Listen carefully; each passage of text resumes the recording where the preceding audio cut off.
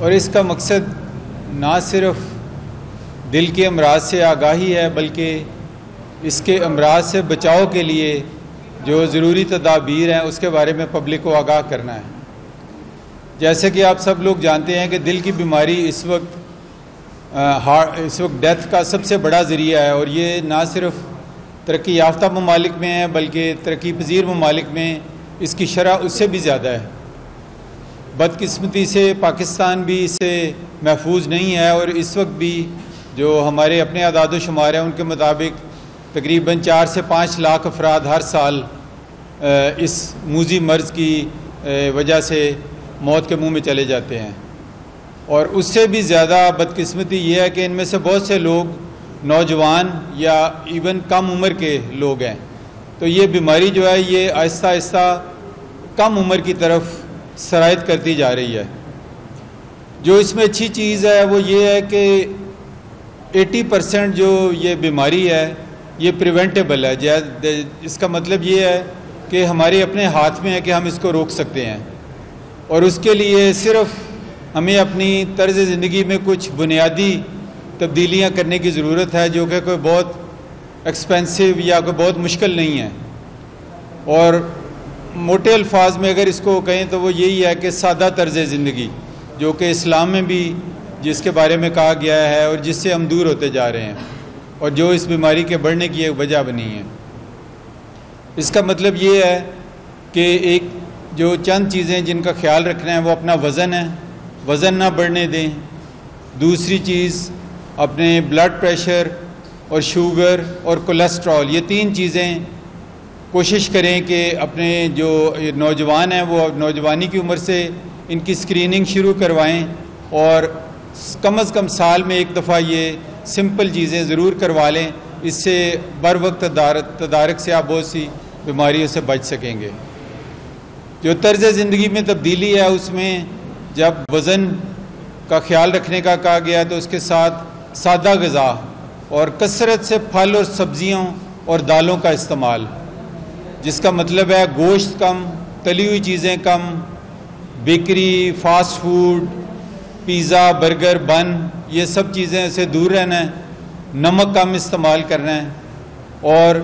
اس کے ساتھ کم از کم کوشش کرنی ہے کہ ہفتے میں 5 دن 1 گھنٹہ آپ کم از کم سیر کریں، چاہے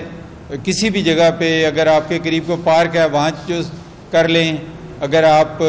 کسی جم کے ممبر ہیں وہاں جا کے ایکسرسائز کریں۔ یہ چیزیں اگر آپ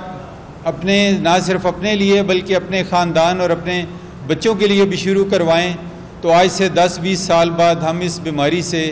کسی حد تک چھٹکارا پا سکیں گے، کیونکہ یہ مغربی ممالک نے یہ دکھا دیا ہے کہ ان چیزوں کے اوپر کام کرنے سے اس بیماری کا زور کم کیا جا سکتا ہے، اور یہ ایک پریونٹیبل ڈیزیز ہے۔ تو اس لیے ہمیں کوشش کرنی چاہیے کہ ہم اپنے اسلامی اصولوں پہ عمل کریں اور کوشش کریں کہ اپنی زندگی میں سادگی کو اپنائیں اور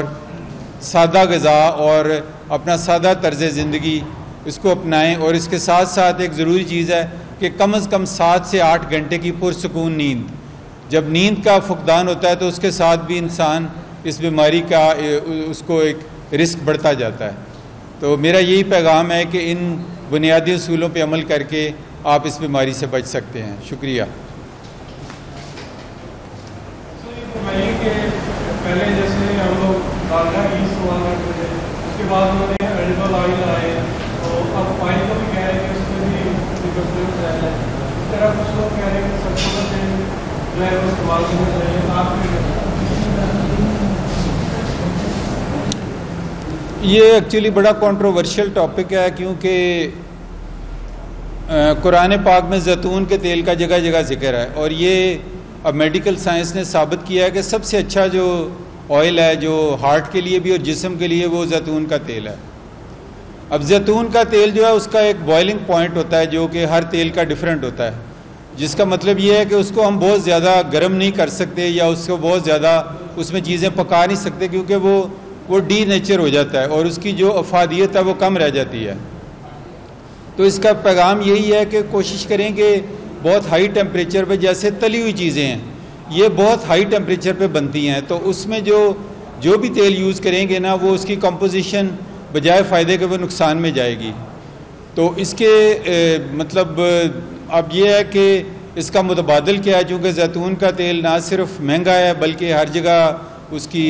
ہے بھی نہیں، اویلیبل بھی نہیں ہے۔ خوش قسمتی سے اب پاکستان میں کلر کہار اور کچھ علاقوں میں اس کی کاشت کافی شدت سے ہو رہی ہے، اور امید ہے کہ اب یہ سستا ہو جائے گا۔ تو عام گھر میں کھانے پینے کے لیے آپ کوئی بھی ویجیٹیبل آئل استعمال کر سکتے ہیں، بناسپتی گھی بالکل استعمال نہیں کرنا، اور اس پہ ہم نے فوڈ ہیلتھ اتھارٹی کے تعاون سے اس پہ پابندی لگائی، کیونکہ وہ نہایت نقصان دہ چیز تھی۔ اور اس کے علاوہ دیکھیں جو موٹی موٹی چیز ہے کہ ڈبوں میں جو بھی چیزیں بند بازار میں ملتی ہیں وہ کسی نہ کسی حد تک نقصان دہ ہے، چاہے وہ تیل ہے، چاہے وہ شربت ہے، چاہے وہ بوتل ہے، تو جو بھی چیز آپ کو تازہ مل سکتی ہے وہ بہتر ہے۔ تو اب اگر مکھن یا گھی کا کہا جائے تو وہ بہت کم مقدار میں شاید اتنا نقصان دہ نہ ہو، بجائے اس کے کہ آپ اگر اس کا مقابلہ کریں خدا نخواستہ کسی مضر صحت آئل کے ساتھ، کیونکہ کئی ہمیں رپورٹس ملی کہ جو جس چیز سے گھی بناتے ہیں وہ انڈسٹریل آئل ہے، اور وہ فوڈ گریڈ کوالٹی کا آئل نہیں ہے جو امپورٹ ہوتا ہے پام آئل۔ تو اس لیے یہ ایک مطلب مشکل سا ایک ہے، کوشش کریں کم سے کم تیل یا گھی یا مکھن جو بھی استعمال کر رہے ہیں بہت کم ڈالیں، اور چیزوں کو تلیں نہ۔ اگر آپ پرانے آج سے 50-60 سال پہلے چلے جائیں، ہم تو اس چونکہ زمانے میں گزرے ہوئے ہیں، تو وہ بہت معمولی سا ڈال کے اور ہانڈی میں سلو کوکنگ کرتے تھے، جو کہ سب سے اچھا اور یعنی کہ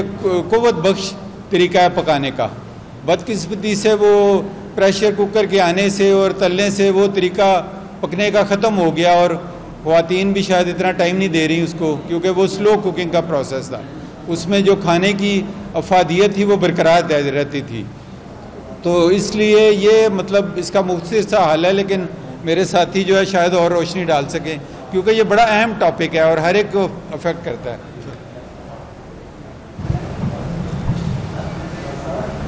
جی بالکل آپ نے درست فرمایا۔ اس میں ایک چیز آپ ضرور نوٹ کیجیے گا، یہ جو بینیفٹ ہے وہ بینیفٹ اتنا زیادہ نہیں ہے کہ ہم سمجھیں کہ زیتون کا تیل ہے تو جتنا مرضی کھا لیں۔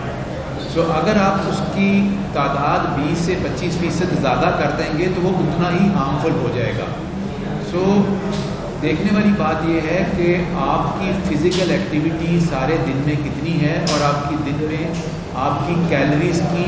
ریکوائرمنٹ کتنی ہے، کتنے حرارے چاہیے آپ کو۔ اگر آپ کو 1600 یا 1800